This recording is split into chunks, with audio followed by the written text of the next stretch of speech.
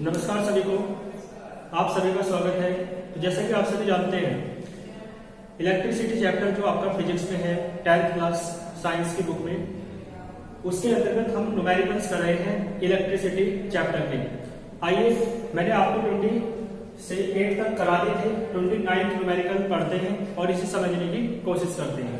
तो आप सभी बुक निकालें और 28 न्यूमेरिकल पढ़ें, ठीक है ना। 28 तो मैंने करा दिया है, कौन सा है 29।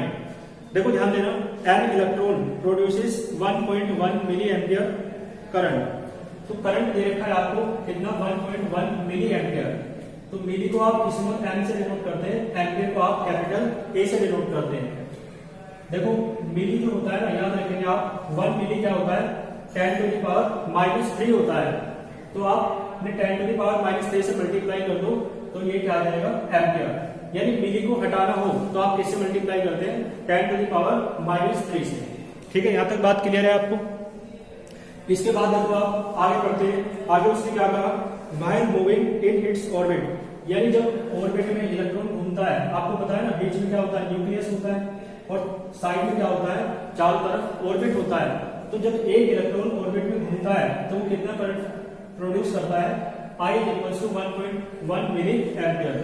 आगे देखो उसने क्या कहा, calculate the time period of the motion of the electron in its orbit. तो ऑर्बिट में घूमते हुए इसका टाइम पीरियड निकालना है, किसका, इलेक्ट्रॉन का। टाइम पीरियड का क्या मीन्स होता है, एक चक्कर को पूरा करने में जो टाइम लेता है इलेक्ट्रॉन, वो क्या कहलाता है, टाइम पीरियड।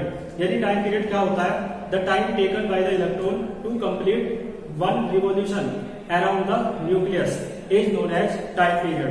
तो ये टाइम पीरियड होता है, यानी एक चक्कर को पूरा करने में इलेक्ट्रॉन मान लो यहां से चला तो यहीं आने में से कितना टाइम लगेगा। तो टाइम पीरियड आपको निकालना है, टाइम पीरियड को आप कैपिटल टी से डिनोट करते हैं।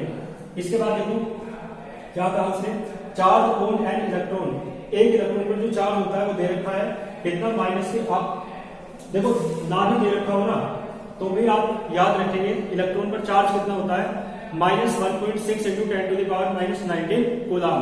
कूलाम को आप शॉर्ट में सी से लिख सकते हो, ठीक है ना। स्पेलिंग याद होनी चाहिए, क्या होती है, COULOMB। इसके बाद देखो फॉर्मूला आप जानते हैं, फ्रॉम I = 2/T। ये फॉर्मूला आपके लिए नया नहीं है, इलेक्ट्रिक करंट में आपने पढ़ा है।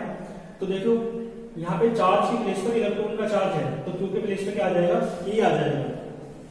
और देखो आगे स्मॉल टी के प्लेस पर कैपिटल टी है, स्मॉल टी टाइम होता है, कैपिटल टी क्या है आपका, टाइम पीरियड। तो यहाँ पे टाइम पीरियड आ जाएगा। अब देखो टी आपको निकालना है तो क्या करेंगे, इस अपॉन के टी को इधर ले आओ, आई को अपॉन में ले आओ, स्मॉल ई की वैल्यू रखो, लेकिन वैल्यू रखते हुए माइनस साइन नहीं लेना है भाई, वैल्यू रखनी है केवल वैल्यू। माइनस साइन तो ये बताता है कि वो जो वैल्यू है वो कैसी है, निगेटिव है, ठीक है ना। तो माइनस नहीं लेना, वैल्यू रखेंगे तो 1.6 × 10⁻⁻19 कूलाम। आई की वैल्यू देखो दे रखी है, जो हमने मिली से एम्पियर में कन्वर्ट करी मिली एम्पियर से, तो कितनी है, 1.1 × 10⁻³ कैलकुलेट करोगे, है ना, पॉइंट से पॉइंट हट जाएगा ये। तो कैलकुलेट करोगे, डिवाइड करोगे, देखो डिवाइड करके मैंने दिखा रखा है यहाँ पे, तो कितना आ जाएगा, 1.45 × 10⁻16 सेकंड आ जाएगा। तो ये क्या है, टाइम पीरियड है। तो आप क्या कहेंगे, हैज द टाइम पीरियड, है ना। उसी की लैंग्वेज में कह दो जो बुक में क्या रखा है, क्या कहेंगे, कौन से क्वेश्चन है, क्वेश्चन नंबर 29। तो ऐसे कह दो, hence the time period of the motion of the electron in its orbit, क्या आ जाएगा, is equals to, black pen से लिखते हैं ना, 1.45 × 10⁻16 सेकंड। ठीक है, तो यहां तक आप नोट करें। इसके बाद फिर चलते हैं 30 क्वेश्चन पे, यहां तक नोट करें। इसके बाद पढ़े आप क्वेश्चन नंबर 30। देखो क्वेश्चन नंबर 30 में एक बार पढ़ के दिखाता हूं आपको। उसने कहा है 3.2 × 10⁻20 electrons are flowing in an electric conductor per second. तो देखो इतने इलेक्ट्रॉन्स दे रखे हैं, यानी इलेक्ट्रॉन की संख्या दे रखी है, number of electrons. Number of electrons को आप किससे डिनोट करते हैं, स्मॉल एन से। तो देखो स्मॉल एन मैंने लिख रखा है, कितना है, 3.2 × 10⁻20। आगे देखो उसने क्या कहा, बाद में करना है लास्ट में, पर सेकंड। पर सेकंड का मतलब प्रत्येक सेकंड, यानी एक सेकंड, टाइम कितना है, एक सेकंड, कि एक सेकंड में इतने इलेक्ट्रॉन फ्लो हो रहे हैं किसी कंडक्टर के भीतर से। Find the current in the conductor, क्या निकल रहा है, करंट। तो करंट यानी आई आपको निकालना है, आगे उसने इलेक्ट्रॉन का चार्ज दे रखा है, नाभि दे, आपको याद होना चाहिए 1.6 × 10⁻⁻⁹ कूलम। अब देखो आपको आई निकालना है, तो एक फॉर्मूला Q = Ne होता है, एक फॉर्मूला Q = IT होता है।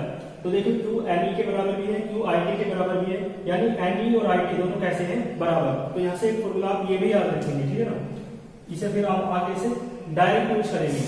यहाँ से आपको I निकालना है, तो T को अपॉन में ले आओ, तो N की वैल्यू रखो, E की वैल्यू रखो, T की वैल्यू रखो, I। तो देखो कैलकुलेट करोगे तो कितना आ जाएगा, ठीक है ना, कैलकुलेट करके कितना आएगा, और कितना आया आपका आंसर आएगा 51.2 एम्पियर।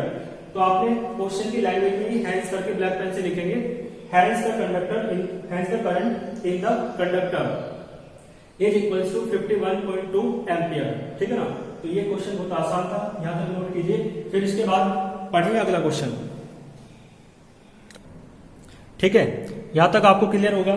आइए क्वेश्चन नंबर 31 पढ़ते हैं। क्वेश्चन नंबर 30 तक हमने कर दिए हैं।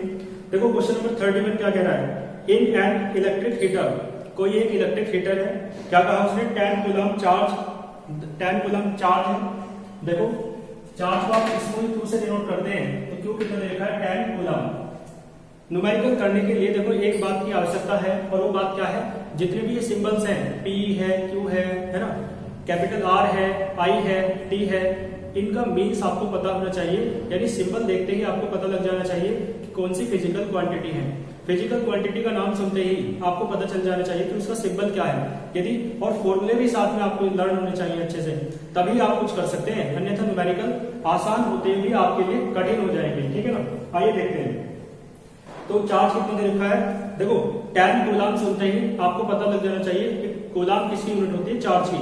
तो चार्ज ना भी कहे तो आपको पता लग जाना चाहिए यूनिट देखते ही कौन सी फिजिकल क्वांटिटी दे रखी है, ये मैं आपसे अपेक्षा करता हूँ। देखो चार्ज कहा उसने, तो चार्ज को किससे डिनोट करते हैं, स्मॉल q से, कितना आ जाएगा, 10 कूलम। अब बताओ जिसे ये ही ना पता हो कि चार्ज को स्मॉल q से डिनोट करते हैं, वो न्यूमेरिकल नहीं कर पाएगा, ठीक है ना। इसलिए ध्यान दें इस बात पे, कुछ नहीं करना आपको, एक तो पहचान कर लें कि किस फिजिकल क्वांटिटी की जो सिंबल है वो क्या है, एक तो ये बात। दूसरी बात, आपको सिंबल देख के पहचान करनी है कि कौन सी फिजिकल क्वांटिटी है, दोनों तरफ से बात करनी है ना। और साथ में एक काम और करना है, सारे फॉर्मूले लर्न कर लेने हैं, क्लियर। आइए हम देख लेते हैं, ठीक है। देखो 10 कूलम चार्ज दिया था, लिख दिया, फिर पोटेंशियल डिफरेंस दे रखा है 120 वोल्ट्स, तो पोटेंशियल डिफरेंस को कैपिटल B से डिनोट किया जाता है 120 वोल्ट्स। आगे उसने क्या कहा, how much energy will be produced in the heater, heater में कितनी एनर्जी प्रोड्यूस होगी। तो आपको पता होना चाहिए कि एनर्जी को किससे डिनोट किया जाता है, W से। तो W आपको फाइंड करना है, फॉर्मूला मैंने आपको लिखवाया था पोटेंशियल डिफरेंस का, V इक्वल्स टू क्या होता है, W अपॉन Q। तो देखिए यहाँ से W इक्वल्स टू क्या आएगा, V इंटू Q। V की वैल्यू रखो कितनी है, 120 वोल्ट्स, Q की वैल्यू रखो कितनी है, 10 कूलम। तो देखो कितना आ जाएगा, 1200 जूल। पता होना चाहिए आपको वर्क की यूनिट या एनर्जी की यूनिट क्या होती है, जूल होती है। इसलिए थ्योरी सेक्शन में आपका पढ़ा हुआ होना चाहिए अच्छे से, तभी आप समझ सकते हैं।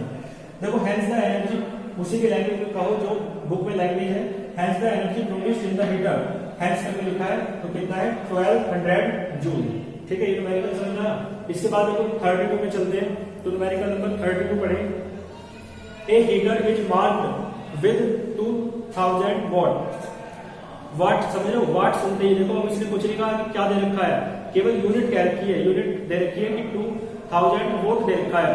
वोट समझते हो आप किसकी यूनिट होती है, वोट यूनिट होती है पावर की, यदि आपने थ्योरी अच्छे से पढ़ी है तो पावर को कैपिटल P से डिनोट किया जाता है, तो पावर P इक्वल्स टू कितना हो जाएगा आपका, 2000 वोट। इसके बाद पढ़ो आगे, इट वर्क्स एट 220 वोल्ट्स। देखो यहाँ पे वोल्ट्स दे दिया है, लेकिन नाम नहीं दिया कि फिजिकल क्वांटिटी कौन सी दे रखी है।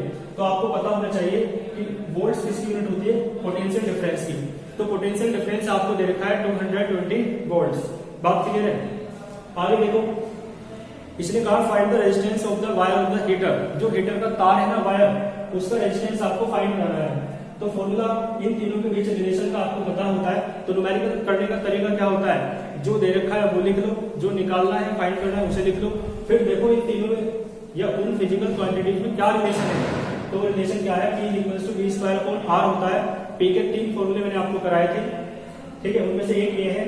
तो देखो R निकालना है तो R को ऊपर ले जाओ, T को ऊपर ले जाओ, V का स्क्वायर है, तो V की वैल्यू को 2 बार लिख लो, देखो पी क्या है, पी की वैल्यू रखो, ऊपर से कैलकुलेट करोगे तो कितना आ जाएगा 24.2, ठीक है ना।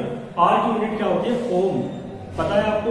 ओम को ग्रीक लेटर ओमेगा के द्वारा शो किया जाता है, रिप्रेजेंट किया जाता है, तो ओमेगा है ना, ओम बोलते हैं इसे।